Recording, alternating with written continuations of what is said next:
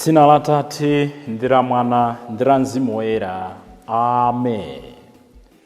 Lerotu abale ndi alongo, pamene tikupitiriza chikondwero choti Mulungu ali pakati pathu, God is with us, Emmanuel is his name. Lero tikukondwerera banja loyera. Tikamakamba za banja loyera, tukamba za mwana Yesu, amayi Maria ndi bambo Yosefe, the perfect example of a human community. Mwa atatuwa timaphunzira zambiri. Mwa atatuwa tikuona ulemerero umene Mulungu amafuna ukhale pakati pathu. Ana ali ndi mbali yawo yoti achite, makolo abambo amayi ali ndi mbali yawo yoti achite. Ndikulandireni tu abale ndi alongo pano patiyankhule na Ambuye. Lero ndi la Mulungu pa 29 December chaka cha 2024. Leronso ndi tsiku limene maepiskopi pa diocese yawo aliyense akukhazikitsa chaka cha Jubilee. Chaka chija tikunena kuti ndife anthu apa ulendo wa chiyembekezo. Mawu athu oyamba akuchokera m'buku la Mphunzitsi kapena kuti Sirach, mutu wa 3 ndime athu kulekeza 6, udzawerenganso 12 kulekeza 14. Amene akutiwerengera mawu oyamba ndi Aderex kawerengeza kuchokera ku St. Joseph bali ku Dembe na Miyango Parish mu Archdiocese ya Blantyre. Ndipo salimo yathu, salimo namba 10, tikuti ngodala amene amalemekeza chauta na amayenda njira zake. Mawu athu achiwiri ndi kalata ya Paulo yolembera mpingo wa ku Akolose, mutu wa 3 ndime 12 kulekeza 21. Aliyense akungawira udindo wake. Muzikhala oyamika ngati banja, kenaka kunena ana muzilemekeza makolo, zijanso amatuza pa Aefeso. Amene akutiwerengera mawu achiwiri ndi Catechist Matthews Zakaria Kandodo kuchokera ku St. Joseph bali ku Dembe na Miyango Parish mu Archdiocese ya Blantyre. Ndipo mawu athu amumthenga wabwino ndi monga adalembera Luka Oyera, mutu wa 2 ndime ya 41 kulekeza 52. Amene akutiwerengera mawu amthenga wabwino komanso kutigawira mawu ndi Reverend Father Francis Damaseke kuchokera ku Episcopal Conference of Malawi, ECM. Tiyeniso tisinkhesinkhe limodzi. Mawu oyamba. Mawu ambuku la Mphunzitsi. Ambuye adapasa bambo ulemu woposa ana ake. Adatsimikiza mphamvu za mayi pa ana ake. Amene amalemekeza atate ake amapepesa Mulungu chifukwa cha machimo ake. Amene amalemekeza amayi ake amachita ngati kuziwundikira chuma. Amene amalemekeza atate ake adzamsangalatsa, ndipo akamapemphera mapemphero ake adzamveka. Amene amalemekeza atate ake adzakhala ndi moyo wautali. Amene amamvera Ambuye amasangalatsa amayi ake. Mwana wanga, usamale bambo wako atakalamba, usamuvute konse pa moyo wake wonse. Ngakhale nzeru zake zikuyamba kutha, iwe uzimuonesa ndithu chifundo. Usamanyoze chifukwa chongoti uli ndi moyo wolimba. Chifundo chochitira bambo wako sichidzayiwalika. Adzachiwerenga ngati cholipira machimo ako. Mawu a Ambuye.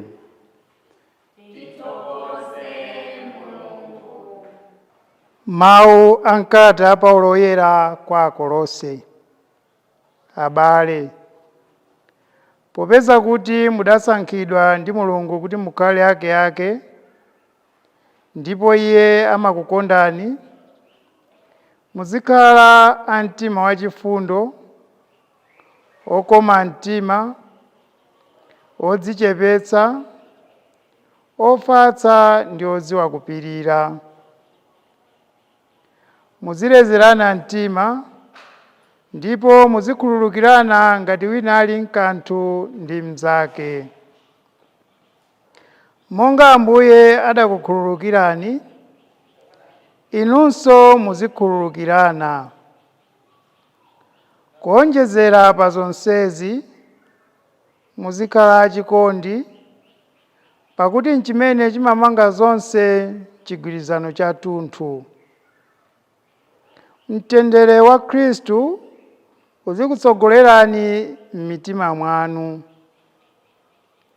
Mulungu adakuyitanani kuti mukhale nawo mtendere umenewu, popeza kuti ndinu ziwalo za thupi limodzi. Muzikhala oyamika. Mawu a Khristu akhazikike kwathunthu m'mitima mwanu. Muziphunzitsana ndi kulangizana ndi nzeru zonse. Muziyimbira Mulungu ndi chiyamiko m'mitima mwanu, pamene mukuyimba masalimo, nyimbo zotamanda Mulungu ndi nyimbo zina zauzimu. Chilichonse chimene mungachite, kaya nkulankhula, kaya nkugwira ntchito, muchichite m'dzina la Ambuye Yesu Khristu ndi kuthokoza Mulungu Atate kudzera mwa Iye. Za moyo watsopano m'banja, inu akazi, muzimvera amuna anu, monga ayenera kuchitira okhala mwa Ambuye. Inu amuna, muzikonda akazi wanu, musamawavutitse ayi. Inu ana, muzimvera anakubala anu pa zonse, pakuti kutero kumakondwetsa Ambuye. Inu atate, musamawapsesa mtima ana anu, kuti angataye mtima. Mawu a Ambuye.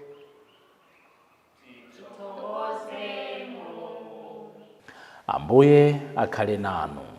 Mawu mu Uthenga Wabwino monga adalembera Luka oyera. Ulemu kwa inu Ambuye.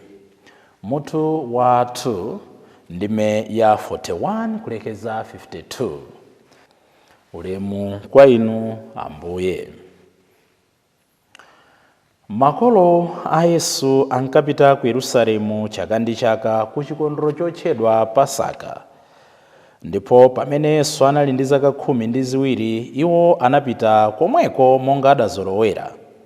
Masiku a chikondwerero atatha, adanyamuka kubwerera kwawo. Koma mnyamata uja Yesu adatsalira ku Yerusalemu, makolo ake osadziwa. Iwo anali kuyesa kuti ali pamodzi ndi anzawo a ulendo, ndipo adayenda ulendo wa tsiku limodzi. Tsono adayamba kumfunafuna pakati pa abale awo ndi abwenzi awo. Ataona kuti sali kumpeza, adabwerera ku Yerusalemu ali kumfunafuna. Patapita masiku atatu, adampeza m'nyumba ya Mulungu atakhala pakati pa aphunzitsi. Anali kumvetsera mawu awo ndipo anali kuwafunsa mafunso. Onse anali kumva mawu ake, adadabwa chifukwa cha mayankho ake anzeru. Pamene makolo ake adamuona, adadabwa, ndipo mayi ake adamfunsa kuti, "Mwanawe watisautsiranji chotere? Bambo wako ndi ine tavutika kukufuna." Koma Yesu adati, "Munali kundifuna chifukwa chachiyani? Kani simunali kudziwa kuti ndiyenera kupezeka m'nyumba ya Atate anga?" Koma iwo sadamvetse zimene adawayankhazo. Tsono Yesu adabwerera nawo pamodzi nafika ku Nazareti, ndipo ankawamvera. Mayi ake adasunga zonsezo mu mtima mwake, ndipo Yesu anali kunka nakula mzeru ndi mu msinkhu ndiponso kunkomera Mulungu ndi anthu omwe. Mthenga wa Ambuye. Ulemu kwa inu Ambuye Yesu Khristu. Simumadziwa kuti ndimayenera kupezeka m'nyumba ya Atate anga tisanayambe kulowa mkatikati mwa chaka ichi, chaka cha banja loyera. Ndimafuna tiyambire pamenepo. Ambuye Yesu asowa, in quotes, asowa amayi Maria ndi bambo Yosefe nkumadali ndi anzawo, kenaka nkumamulondola tsiku latha alipotani 3 days mwana nkumpeza, kufaniziranso 3 days ija imene nthawi inake adadzasowa kutsikira dziko la anthu akufa muja timanenera mpemphero la Atate athu kuti akadalikirenso mizimu imene idali yosamvera Mulungu kuyambira nthawi ya Nowa, mawu amatero mkalata ya Petro yoyamba. Koma nkhani ndionena kuti akuti finally adampeza ndipo akumfunsafunso Yesu akufuna kuthandiza inu ndi ine. Kani simumadziwa kuti ndimayenera kupezeka m'nyumba ya Atate anga? There are plenty of things that are missing in my life, in your life. We are missing peace, we are missing joy, we are missing forgiveness, we are missing friendship, we are missing tranquility. Zonsezi Ambuye Yesu akunena kuti zimapezeka m'nyumba ya Atate yake. Inu ndi ine tiyeni tizipita ku church pafupi ndi mtima omasuka tizimuuza Mulungu wathu, chifukwa kumene kuja ndi kumene kumapezeka Ambuye Yesu, ndi kumene kumapezeka mtendere. Tikuchita chaka cha banja loyera. Chimakhala ndi maphunzitso ambiri, mwina tiyende mwachangu kwambiri.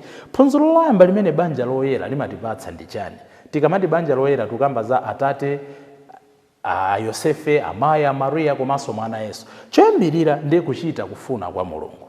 Tikamuyang'ana mwana Yesu inakwana nthawi ina yake yonena kuti zimene amachita mwa umunthu wake monga inu ndine zimamulemera. Mwayiwala munda wa Getsemani moja, Atate ngati nkotheka chikhochi chindipitirire, koma osati kufuna kwanga koma kufuna kwanu kuchitidwe. Tikawayawaya zonse finally tizivomereza kuti kufuna kwa Mulungu kuchitidwe. Amayi Maria anali ndi mapulani just like any other Jewish girl. Ankata akaona vero mmene zakhalire ndizapanga ukwati ndi Yosefe. Ndetu ukwati wanzathu sikuti umakhala tsiku limodzi. Timamva kuti 2 to 3 weeks akanachita chikondwerero madyerero. Koma amayi Maria atauzidwa mawu ndi mngelo Gabriel kuti mudzakhala mayi wa mpulumutsi. Amayi Maria anali kudabwa zidzatheka bwanji? Anathedwa nzeru, ine sindidziwa mamuna, anasowa mtendere.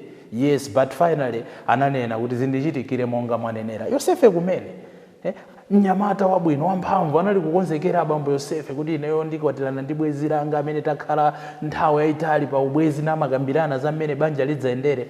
But finally mngelo anamuwuza kuti Yosefe, mkazi wakoyo ali ndi pakati pa Mzimu Woyera. Yosefe anasowa mtendere koma anamuwuza kuti usaope, pakati ali napopa ndi pa Mzimu Woyera. So tikunena kuti finally Yosefe anavomereza kuti zichitike, sanafune kunyazitsa amayi Maria, anavomereza ndi mtima wonse. Inu ndine imakwana nthawi yonena kuti kufuna kwa Mulungu kumatsutsa zimene ine ndikufuna, kumatsutsa zimene inu mukufuna. Zimachitika pa banja, mnyamata wabwino owezuka ngatiwe kanthu adava kwandani kuti ku seminary ndi kumafunika kuzipita anyamata osaoneka bwino. Koma the point is, mapeza kuti mwina mnyamata, the only boy in the family, akwauza makolo ndofuna ndipite ku usembe. Mtsikana akwauza makolo ndofuna ndipite ku sister. Musankanize, inde kufuna kwa Mulungu kumatsutsana ndi zimene ife tikufuna, but that's the way to do it. Zimatheka wansembe samukani pa parish apa. Mukatumikireso anthu ako. Mwina osakufuna, that's the will of God. Banja loyera likutiphunzitsa kuti kufuna kwa Mulungu nthawi zonse kuzipambana china chilichonse. Chachiwiri banja loyera likutiphunzitsa kuti maziko zonse zimene timapanga akuyenera aziyambira ndi kuthera pa pemphero. They were people of prayer. Tamva kuti anali kupita ku chikondwerero monga adazolowerera, monga mwachizolowezi chawo. Can I look at your family? Can I look at my life? Can I look at my priesthood? Can you look in your own life and say kuti muli ndi zizolowezi zomapita ku nyumba ya Mulungu? Amayi Maria, Yosefe komanso mwana Yesu akuti ankapita chaka ndi chaka ku zikondwerero za Ayuda ku Yerusalemu. Anali banja lopemphera. Synod ya ku Africa ya mabishop ya 1994 imanena mobwereza a family which prays together stays together. Ngati tikufuna kuti tiyendere limodzi ngati banja, tilire limodzi, tikondwere limodzi, tiphunzire kumapemphera limodzi. Ndipo chachitatu banja loyera likutiphunzitsa kukhala anthu odzichepetsa. The Holy Family, regardless of their mission, sana dzitukumule kuti Ambuye Yesu basi kukhala pakati pa anzake kumadzimva mashugazi ayi. anakhala odzichepetsa, kulolera ndithu kubadwa nkhola la ng'ombe. Amayi Mariya samachita matukutuku kayendera Elizabeti osati ife ndi amayi bambo Yosefe, samachita matukutuku, amagwira ntchito ndi manja ake kuti asamale banja lake. Tikhale anthu odzichepetsa nthawi zonse, tikhale anthu amene tili okonzeka kutumikira wina ndi nzake. Fundo namba tinanenaso kuti lero tikambirana fundo namba 5. Fundo namba 4 ndionena kuti banja ili loyera likutiphunzitsa kunena kuti true family imalemekezana, imakhala ndi ma values a respect and mutual understanding. Mukuona kuti mbanja mmenemu sikuti panalibe mavuto, tangowerenga kumene kuti mwana Yesu anasowapo kumansakasaka, koma amayi Mariya atampeza anali basi kuvomereza kumwera madzi. Bambo Yosefe nduja amati pakakhala issue amapanga propose pamene patu pakufunikira kuti tithawe tipite ndi mwanayo, tipite naye ku Egypt. Amati akakhala ndi vision amapanga share the vision, amalemekezana. Mabanja ambiri, maubala ambiri, maubwenzi ambiri, mipingo yambiri ikugawikana chifukwa chonena kuti sitimalemekezana. Timafuna wina azipanga more than the other. Banja ila mapangira zonse limodzi. They had values of openness, respect and mutual understanding. Ndipo chotsirizira nchonena kuti akutiphunzitsa kuvomereza mavuto amene tingakumane nawo. The Holy Family teaches us how to face trials with faith in God. Ambiri timakumana ndi mavuto koma sitimanyamula tikuyang'ana kwa Ambuye. Nthawi zonse akakumana ndi vuto amayang'ana kwa Atate kuti apanga bwanji. Pano ndi pamene tamva mmawa muthenga wabwino kuti anatenga banja lawo bambo Yosefe kupita ku Egypt. Banja lanji lovutika, banja lanji lothawa fumu, pamene Mulungu ali pakati pawo. Anazindikira kuti nthawi zina nzeru ndi chikhulupiriro zimenera ziziyendera limodzi. Nkhani yayikulu apa ndionena kuti they accepted suffering for the sake of their mission. Nthawi zina tizilolera kuvutika chifukwa cha zazikulu zimene tikuona kuti kuvutika kwathu kubweretsa. Anthu nthawi zina timakana kuvutika, timafuna short lived glory or short success for the sake of kuti tingoyang'ana zokondweretsa zalero. Bambo Yosefe, Mayi Mariya, mwana Yesu ankayang'ana the bigger mission imene ikubwera yoti Yesu adzapulumutse mtundu wa anthu. Nchifukwa chake adalolera kuvutika, nkumathawa, nkumathochidwa ndicho linga chonena kuti mission isakhale aborted, mission isalephereke, mission isathere pa njira. Ino ndine tilolere kuvutika lero, ana anuwo alolere kuvutika lero, awerenge kwambiri, akhale ndi ma values, amaneni zinthu zina mwadala, osati kuti mufuna muamane koma mufuna muaphunzitse china chake. Ineyo ngati wansembe ndidzimane muzina ndi zina financially, ndicho linga kuti ndipanga achieve certain goals. Tikapanda kutero ndithudi moyo sitikumva kukoma, tikapanda kutero sitiyandikana pafupi ndi Ambuye Yesu. Tipempherane wina ndi nzake kuti pamene takumana ndi mavuto, pamene tili pa utumiki, pamene tufuna kudzichepetsa, pamene tufuna kulemekezana, tiziyang'ana ku banja loyera kuti moyo wathu ukhale obereka zipatso, zipatso zake zokhalitsa. Dzina la Atate ndi la Mwana ndi la Mzimu Woyera. Amen.